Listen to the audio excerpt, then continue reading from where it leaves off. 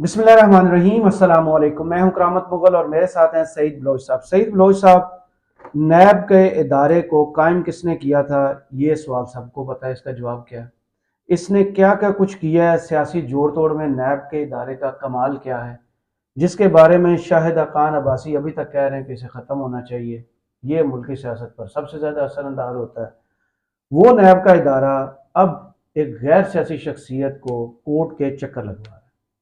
वो हैं अहलिया इमरान खान, जिनके बारे में इमरान खान ने कहा था ये मेरी भी मुर्शद है। शायद उन्होंने बताया कि ये मेरी मुर्शद हैं, तो उन्होंने कहा ये शायद इमरान खान का वीक पॉइंट है। मरियम नवाज बार बार कहती सर, है कि हर औरत जो होती है ना वो अपने शौहर की मुर्शिद ही होती है। मतलब मर्द की इतनी बेचारे की वैसे भी वो आगे गुस्ताखी नहीं कर पाता। वो किसी हद तक ठीक कहते हैं, गलत नहीं कह रहे थे। मरियम नवाज बार बार कहती हैं कि इंसाफ का तराजू तब बराबर होगा, पलड़े तब बराबर होंगे जब 200 पेशियां होंगी। तो तो ये क्या? 200 मुकदमे कर दिए तो हिसाब तो बराबर हो गया। नहीं, पेशियां तो आप पेशियां उसको बाहर निकालें, वो करवा लेता। हर रोज तो वो 10-10 मुकदमों में, 15-15 मुकदमों में पेश होता था। तो हम्म। पेशियां तो उसकी सारी लग रही थी। नहीं, अब जो बात आई है बुशरा बीबी पर, सियासी शख्सियत तो नहीं, नहीं तो फिर नैब केस कैसे टेकअप कर सकता है? एक तो दूसरा, जो सलीम साफी साहब ने घर के मुलाजिम का इंटरव्यू किया, यार, वो घटिया वह बात मेरे साथ ना मेरी करें। बात सर, मैं तो उसके ऊपर मेरी बात ही नहीं करना चाहता। नहीं करें, सुन तो ले, थर्ड क्लास लोग हैं। बात एक। सुन लें। जी जी। मुझे लाउड होना पड़ रहा है। जी जी। बोले। उसमें उन्होंने सवाल घर के मुलाजिम से किया कि क्या ये वज़रा जो है डिक्टेशन आके बुशरा बीबी से लेते थे? उसने कहा जी नहीं, वो तो मिलती नहीं थी। तो फिर। तो फिर तो सारा इंटरव्यू उल्टा पड़ गया, हाँ। वहां से भी गवाही तो आ गई। इंटरव्यू तो बढ़ तो गया। फिर अब बुशरा बीबी को नैब का जो सवालनामा मौसूल हुआ, वो कितना फनी सा है। वो हमने सवालात देखे, कितने मज़ाहिया से सवालात है। और इस केस का एंड किधर जाएगा? या नून लीग की तरफ जाएगा या मलक रियाज की तरफ जाएगा? बहुत शुक्रिया करामत मुगल साहब। देखें, वो कहते हैं ना, कहावत है कि जिस गांव जाना नहीं उसका जिस पिंड जाना नहीं जिस उधर राह पिंड पूछण का उधर राह फायदा। पूछण का फायदा। बड़ी उर्दू बोलने लगे सो। यार, अब मैं पेंडू हूं, मैंने आपकी सहूलत के लिए उर्दू में बताने की कोशिश की, आप उसको पंजाबी में लेके आ गए। मैं भी पंजाबी में बता सकता था। अच्छा, बहरहाल बात यह है कि मलिक रियाज साहब जो है ना, वो है नोगो एरिया। हम्म। ठीक है। जिस दिन नवाज शरीफ साहब वापस आए थे 21 अक्टूबर को, उस दिन तकरीबन दोपहर से पहले, उस शाम। नहीं, दोपहर से पहले हम्म। दुबई में हम्म। मलिक रियाज साहब ने नवाज शरीफ साहब से मुलाकात की थी, अच्छा। जिस दिन उन्होंने पाकिस्तान आना था। पैसे देते सन रस्ते च कुछ शय खा लेना। अल्लाह जाने, हो सकता है कुछ चिप्स वो चुप्स हम भी लेके दी हो। नानी के घर या मामू के घर हाँ जाते, हाँ। तो जब आप बस में नहीं, बैठते इस थे ना, वक्त। तो 10 रुपए 20 रुपए आपको पकड़ाते थे, बेटा रास्ते में कुछ खा लेना। जी जी, या वो चीजें लेके दे देते थे कि ये खाते जाना। लेकिन बिल्कुल आपने ठीक कहा। वैसे अगर हम देखें उस नुक्ता नजर से भी, तो इस वक्त पूरी रियासत जो है ना, वो तो शरीफ खानदान के लिए नानी का घर है। हर ख्वाहिश पूरी हो रही है, हर कानून तोड़ा जा रहा है, हर उछल कूद की जा रही है। और रियासत बिल्कुल नानी की तरह खामोश है। और वो बच्चों को उसने खुली छूट दी हुई है, सिर्फ अपने बच्चों को। बाकी किसी को ये इजाजत नहीं है कि वो किसी किस्म की किसी सहूलत से मुस्तफीद हो सकें। तो ये चीज़ें ऑलरेडी हमारे इल्म में हैं, इसके ऊपर हम बात भी कर चुके हैं। बुशरा बीबी को ये जो नोटिस आया ना सर, ये सवालनामा भेजा गया, ये हमने कल भी इसके ऊपर बात की थी कि ये इमरान खान साहब के खिलाफ है। आखिरी उनके खिलाफ शिकंजा टाइट किया जा रहा है, उनको झुकाने के लिए, उनको मजबूर करने के लिए कि वो जो मुख्तदर हलके हैं उनके साथ समझौता कर लें, या तो सियासत से थोड़ा पीछे हट जाएं, या बैरून मुल्क चले जाएं। दोनों सूरतों में उन्होंने कर दिया इनकार। और अब तो ये चीज़ें भी सामने आ चुकी हैं कि इमरान खान साहब को बाकायदा तौर पर ये धमकी दी जा चुकी है कि किसी भी वक्त आपकी बहनें या आपकी अहलिया गिरफ्तार हो सकती हैं। और उन्होंने कहा जी, कर लो जो करना है। वो पंजाबी में तो इसका एक और बस लफ्ज होते कर, हैं, बस वो कर, इतने ना इस्तेमाल होते। पंजाबी जी बोलो। जी। तो वो वैसे वो समझ ज्यादा वो आती है। बहरहाल उन्होंने कहा जी, जो तुसी करना है कर लो। ठीक है। तो वो उन्होंने झुकने से कर दिया इनकार। और आप देखें कि उसके फौरी बाद अब ये सवालनामा आज सामने आ गया। सवाल सवाल तो और बताएं क्या था सवालनामा उसमें? भी बड़ा अजीब है। आपको पता है कि पिछले साल जब शहबाज गिल साहब को गिरफ्तार किया गया था, तो वो कहते थे कि मुझसे पूछते हैं कि इमरान खान खाता क्या है, तो मैंने कहा वही खाता है जो आप खाते। जो आप खाते हैं।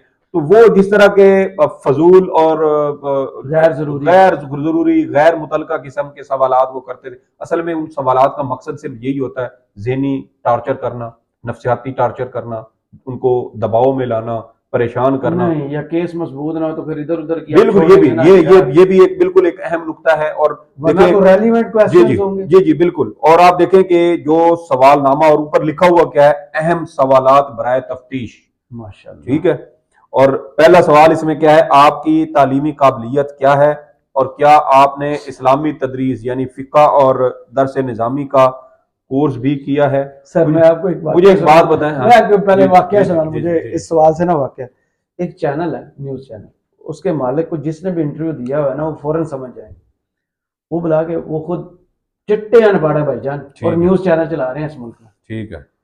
वो बुला के पूछते हैं, हाँ भाई, बंदा तो वैसे जाता है ना कहीं दूसरी जॉब चेंज करता है, आपको पता है क्या पूछते हैं, क्या बीट करते हो, किस किस से आपकी गपशप है, ये चीज़ कैसे करते हो, वो चीज़ कैसे करते हो, अगर ये आपके सामने सिचुएशन आए तो बिहेव क्या करेंगे, इस टाइप की चीज़ें। वो क्या पूछते हैं, कौन से स्कूल से पढ़े हो, सरकारी या इंग्लिश, घर अपना है या किराए का, अब्बा जान सरकारी नौकरी करते हैं या प्राइवेट को, सही। कितने बहन भाई हो, इस वेल किस्म डन। का तो इंटरव्यू होता था। तो ये भी मुझे लगता है कि वही काम है, वो अनपढ़ को बंदा बैठा हुआ है। हम जब स्कूल कॉलेज में थे ना सर, तो हाँ, हमारे वो वाइवे वगैरह होते थे, प्रैक्टिकल होते थे, तो वो प्रैक्टिकलों में भी यही चीजें पूछी जाती हैं। अच्छा पहला कलमा आता है, हाँ आता है, सुनाए। क्या कहते हैं, आयतुल कुर्सी आती है, अच्छा जी सुनाए। दूसरा कलमा आता है, सुनाए। तो वो इसी तरह की चीजें जो हमारा इम्तिहान होता था प्रैक्टिकल, आज अगर बायोलॉजी का है तो उसके बारे में नहीं पूछा जाएगा, केमिस्ट्री का है तो वो नहीं पूछा जाएगा, फिजिक्स के अगर कुछ ऐसे इसका मतलब आप समझे मैंने मिसाल जो सुनाई, जी जी जो जी जी, पूछने वाला ना वो उसको कुछ नहीं पता। उसको कुछ नहीं पता, बिल्कुल ठीक है। और दूसरा, केस के अंदर भी कोई जान नहीं है। 190 मिलियन पाउंड के हवाले से हम बहुत बार इसके ऊपर डिस्कस कर चुके हैं कि ये चीज़, ये अभी तो चूंकि ये नीचे ट्रायल कोर्ट में सारा कुछ जिस तरीके से चल रहा है, उसको गैर कानूनी तरीके से जिस तरह ये सब कुछ चलाया जा रहा है, वो ठीक है, आप मैनेज कर लेंगे इन चीज़ों को, लेकिन जब ये बड़ी अदालतों में आएंगे। और अब देखें, बदनीयती ये है कि जिस मीडिया ने इसके ऊपर इसको इस पर सवाल करने थे, इसकी तमाम तर जो प्रोसीडिंग हो रही है उसके ऊपर उसने सवाल उठाने थे, वो बिल्कुल मैनेज हो चुका है। कोई इसके ऊपर सवाल करने को तैयार नहीं है। आप देखें कि कल सारा दिन हमारे पूरे मीडिया के ऊपर वो फराह खान की जो जायदादें हैं, फराहानी, फरहत शहजादी और फरत फराह शहजाद, गोभी। चले वही उनका जो नाम है। फराहान इंडियन है ना यार, जी जी। वो तो ना ये बुरा मान जाए कि मेरे बारे नहीं में नहीं नहीं, बात है। उनके बारे में नहीं। तो ये देखें कि ये सारा दिन ये चलता रहा। एक बहुत बड़ी खबर अहमद नूरानी साहब ने ब्रेक की है, उसके ऊपर हमारे कितने लोग बोले हैं, क्यों बोलेंगे यार। जो एंटी एस्टेब्लिशमेंट लोग भी हैं, क्या उनमें से किसी एक सहाफी ने भी उसके ऊपर बात करने की कोशिश की है? क्यों नहीं की, करेंगे, सारे इसी के ऊपर कर रहे नौकरी हैं। करते हैं ना जी यार, जी। आगे आ जाए। तो अब आप देखिए कि सवाल उनको क्या है जी, आपकी तालीमी काबिलियत क्या है, आपने 10 से इस्लामी तदरीस का कोई कोर्स भी किया है? ये तो हो गया सवाल नंबर एक। सवाल ये सवाल नंबर दो नंबर। पे है ना। अल कादर यूनिवर्सिटी प्रोजेक्ट ट्रस्ट बनाने का मकसद क्या है? मेरे ख्याल में इमरान खान साहब जब बार बार वज़ीर-ए-आज़म थे, टीवी पे तकरीरें कर चुके हैं, कर चुके हैं, अब वो बता एक चुके हैं। तकरीर सुन लें कि इस कौम के अंदर क्या वो पैदा करना चाहते थे, क्या शऊर लाना चाहते थे, नबी पाक सल्लल्लाहु अलैहि वसल्लम की सीरत को कैसे फॉलो करवाना चाहते थे, वो सारा प्रोजेक्ट जब उन्होंने रहमतुल्लिल आलमीन अथॉरिटी बनाई थी, जी। उस अथॉरिटी के क्याम की जो तकरीब हुई थी, अगर आप सिर्फ वो गूगल के तो ऊपर सर सर्च आप, कर लें तो आपको वो एक तो उस अथॉरिटी के बारे में भी सारी इंफॉर्मेशन मिल जाएगी, और सबूत भी मिल जाएगा, सबूत भी मिल और जाएगा, सवाल का जवाब भी और मिल इस जाएगा। सवाल का जवाब भी मिल जाएगा कि अल कादर यूनिवर्सिटी प्रोजेक्ट ट्रस्ट बनाने का मकसद क्या है। अच्छा जी, अगला सवाल तीसरा ये है कि क्या आप बतौर ट्रस्टी होने के साथ साथ बतौर उस्ताद भी कोई जिम्मेदारियां अदा कर रही हैं? मेरे ख्याल में अगर वो कर भी रही हैं तो इसमें गलत क्या है? इस्लाम की तदरीस, तदरीस अगर वो कर रही हैं, बच्चों को पढ़ा रही हैं, रूहानियत यार के वो हवाले से हमें अगर वो बचपन कुछ, में याद है चीज समझाई जाती थी, वो एक तो स्कूल में पढ़ाया जाता था ना, कलमा हक वो है, असल जिहाद वो है कि किसी काफर के सामने कलमा बोलना, ये असल जिहाद है, जाबर हुक्मरान के सामने बोलना। तो ये बुराई क्या है, अगर ये आप सिखा रहे हैं, इस्लाम की तदरीस सिखा रहे हैं, क्या बुरा है। सिर्फ यही बुराई वही है ना कि जिन लोगों को ये चीजें पसंद नहीं है, जिनको नहीं, इस जिनके, केस से इसका क्या ताल्लुक सर है। कोई नहीं है। देखिए बात वो है कि ये केस बनता नहीं था जब कोई चीज बन ना, अभी आपने खुद ये मिसाल दी है ना यार के ये सवालात करने का मकसद क्या होता था, जो आपने एक किसी की बात क्योंकि वो जिक्र नालायक था ना यार। ठीक है। तो ये चीजें देखें, ये इसी सूरत आती हैं कि आपके पास उस केस में कोई जान नहीं है, कोई ठोस शवाहिद नहीं है।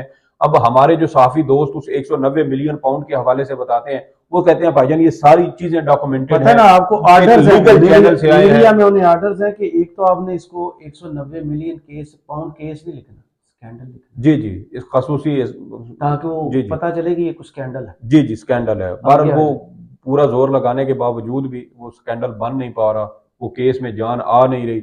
आप जो है ना वो एक मुर्दे के अंदर फूंक और मार यार मार नहीं के। हाथ डाल सकते ना इसमें, आपको भी पता है एंड में क्या निकलना है। अच्छा उसके मलक रियाज तक बात जानी है, मलक रियाज से सीधी फिर हुसैन वो नवाज पे चले नोगो जाएंगे, एरिया, फिर क्या करेंगे? वो नोगो एरिया में वो पहले बता चुका कितने हूं। लोगों की रोजी खत्म सर, करवानी है बिल्कुल इन्होंने, ये घर नोगो खाली एरिया करवाने हैं। सर, चलते प्रोग्राम रुक क्या जाते असद हैं। जरदारी अपना घर बैरिया टोन वाला खाली करेगा? सर मैं बता रहा हूँ कि पैसे दे के बनवाया चलते हुआ। चलते प्रोग्राम आपके रुक जाते हैं मीडिया के ऊपर। एड एक आएगा दरमियान में, आपका वो प्रोग्राम शुरू नहीं होता। मैं एक चैनल के बारे में जानता हूँ, सब चैनल तनकीद कर रहे थे मलिक रियाज के ऊपर, ब्रेक आई है, ब्रेक के बाद वो प्रोग्राम आगे चला नहीं है, वहीं पर खत्म, जितना था वहीं पे खत्म, एड आ गया बस खत्म, दैट्स इट। ये तो आपकी टोटल वो आपकी सहाफत है, और सहाफत नहीं अब तो बिजनेस है, और हाँ, बिजनेस कमर्शियलिज्म है। जर्नलिज्म तो फिर भी हर कोई जो है commercialism। वो पैसे के लिए ये सब कुछ कर रहा है। फिर चौथा सवाल क्या है, क्या आप बतौर ट्रस्टी या बतौर उस्ताद यूनिवर्सिटी से किसी किस्म की तनख्वाह या मराहत लेती हैं? तो आप चेक कर लें रिकॉर्ड, ये बैंक अकाउंट चेक कर लें, कितना सा मुश्किल है यार। वो आप इसका वो समझने के लिए ना, आप फवाद चौधरी साहब का एक इंटरव्यू है उसके जवेद चौधरी साहब के साथ, अच्छा इसी मामले पे।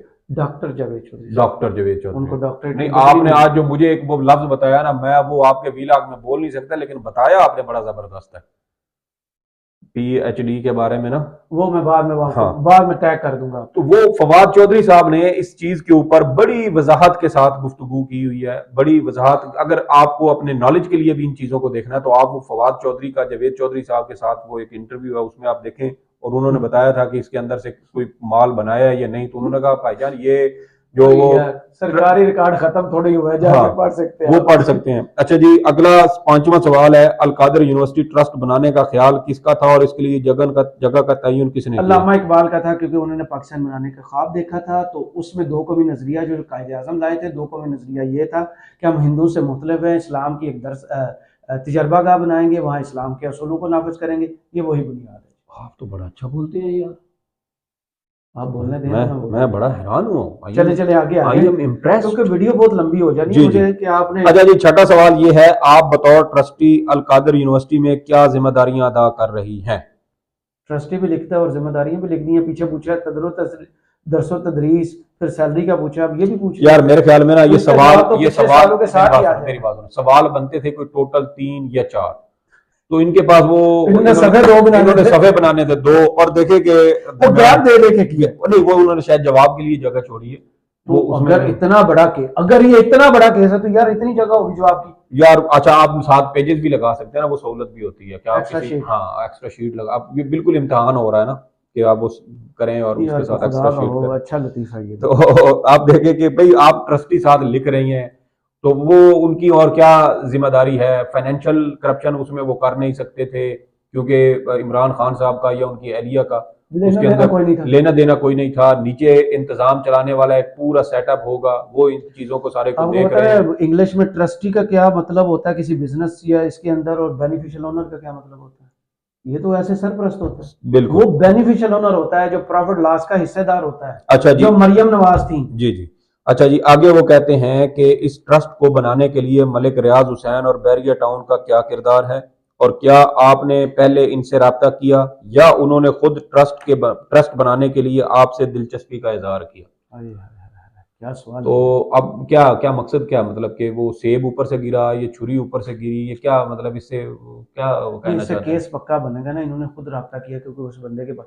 और भाईजान ये 190 मिलियन पाउंड वो हैं जो सुप्रीम कोर्ट में तय। यार वैसे मुझे एक बात बताएंगे, जो लाहौर का जो बिलावल हाउस है, मैंने तो अभी तो आपको जी जी, वो लाहौर का जो बिलावल हाउस है उसके बारे में कभी आज तक छानबीन हुई है कि वो जमीन मलिक रियाज ने खुद ऑफर की या आसिफ जरदारी साहब ने ख्वाहिश का इजहार उन्होंने कहा था कि ये 15 फुट की दीवार रखनी है, इतनी चौड़ी रखनी है, इतने कमरे रखने हैं, इतना लॉन रखना है। और आप देखें कि उस बिलावल हाउस की वजह से उसका एक बैरिया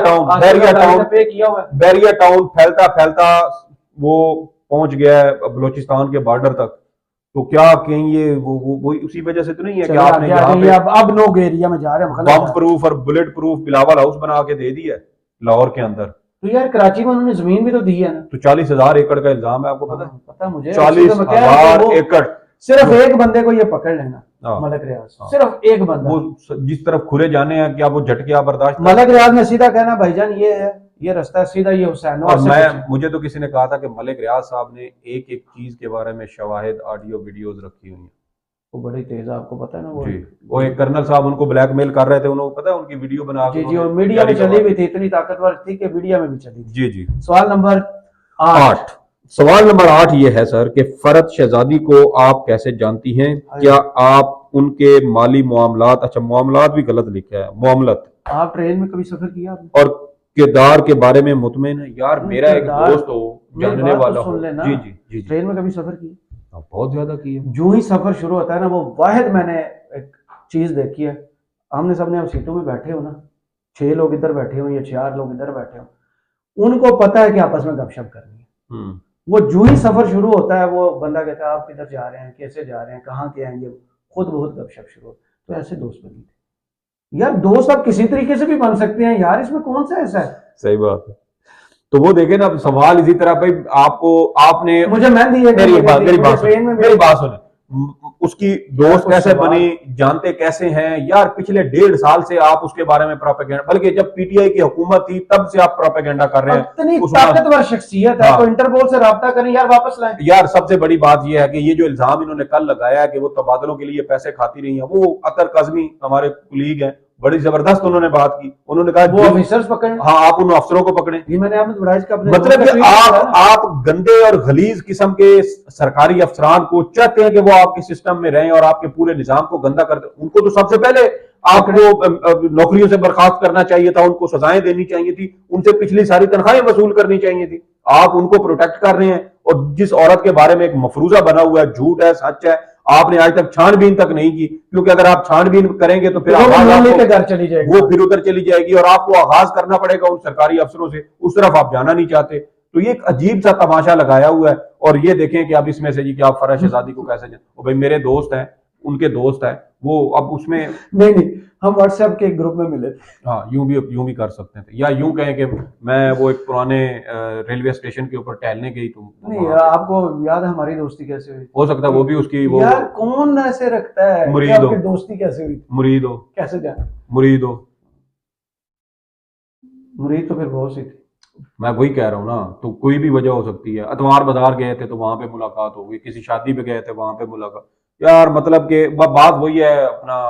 नहीं आजकल आपके मेरे से ज्यादा जो अच्छे दोस्त हैं ना वही है जिनके साथ वो गेम खेलते हैं यार ऑनलाइन। नहीं अब मैं हो गया हूँ पर्सनल, ऐसी कोई बात तो नैब ने भी जो काम किया ना वो नहीं सर। ये सवाल बनते थे 2 या 3, ठीक है, इन्होंने 2 पेजेस पर ज्यादा सवाल बनाने के लिए ये फजूल किस्म की चीजें इसमें शामिल की हैं। और मुझे एक बात बताएं, ये जो सवालात हैं, इन सवालात से 190 मिलियन पाउंड का कैसे साबित होगा? ओ आप नहीं करते होते वो, ये वहां पे फैसला ऐसे होना है। वो 4-5 उन्होंने वो क्या कहते हैं, वो जैसे क्रिकेट खेलनी होती थी ना तो 6 लोग होते थे, तो सिंगल विकेट हम खेलते थे, तो वो नाम फाल देखिए कैसे निकालते हैं, तोता फाल निकालते हैं, कैसे करते हैं, वो तो मुख्तलिफ कार्ड पड़े होते हैं, उन्होंने खुद ही जवाब उसमें रखे होते हैं, रखे होते हैं, और इंसान को कैसे बेवकूफ बनाते हैं कि 20 वालों में से इसकी नफ्सियात है ना, इसको अच्छा ही लगेगा ना, जो भी निकलेगा अच्छा लगे, तो इसमें आप अपनी मर्जी का जवाब रखे, तोते को छोड़े वो जवाब दे दे। बस यही चीजें हो रही हैं और कुछ भी नहीं है। चलें, इस पूरे केस के अंदर कुछ नहीं है, मकसद सिर्फ और सिर्फ इमरान खान पर दबाव डालना है, उसकी बीवी को पकड़ना है, क्योंकि यहीं से दबाव बढ़ाया जाएगा। और मुमकिन तौर पे आप देखें आज खबर कल क्या चली थी, अगर तामुल ना किया गया, रहने वाली बीवी भी तो मेंटली इतनी मजबूत होगी, हो चुकी है सर। हमने कल बात की कि पर्दे की हालत में भी वो खुद अदालतों में आ जाए। जी जी जी जी, इस कानून को, इस मुल्क के कानून को फॉलो कर रही है, बिल्कुल कर रही है। और देखें कि हमने कहा था कि वो लोग ज़हनी तौर पे तैयार हैं, और इमरान खान साहब भी तैयार हैं, उसकी बहनें भी तैयार हैं, उसकी अहलिया भी तैयार है कि अगर ये इस तरह एक जैली मुकदमे में गिरफ्तार करते हैं तो बेशक कर लें। झुकना उन्होंने फिर भी नहीं है, ना इमरान खान हार मानेगा, ना उसकी बहनें मानेंगी, और ना ही उसकी अहलिया मानेगी। वो 4 बहनों का इकलौता भाई है, और बहनें तो उस पर भारी जाएंगी। ये क्या सोचते हैं कि वो बहनें अपने भाई को ब्लैकमेल होने देंगी कि हमारी वजह से जो है वो अपने असूलों, मुझे नहीं लगता कि बहनें इमरान खान को किसी सूरत मजबूर करेंगी। और वो बहनें जो चार बहनों का अकेला भाई, इकलौता भाई बने का सर, अकेला नहीं कहा, वही मैंने कहा। हाँ, तो ये सर आजमान है, बहरहाल हमें Let's तो see इसमें से कुछ क्या निकलता है, इस नजर नहीं आ सवालनामे में से क्या हासिल करते हैं इस केस को मंतकी अंजाम तक पहुंचाने में। बहुत आज आपकी शुक्रिया भी उर्दू लड़खड़ा गई है। आप सर, मुझे इतना बोलेंगे तो लड़खड़ा नहीं रहेगी। मेरी ट्यूशन आप पढ़ाया करते थे मुझे ना।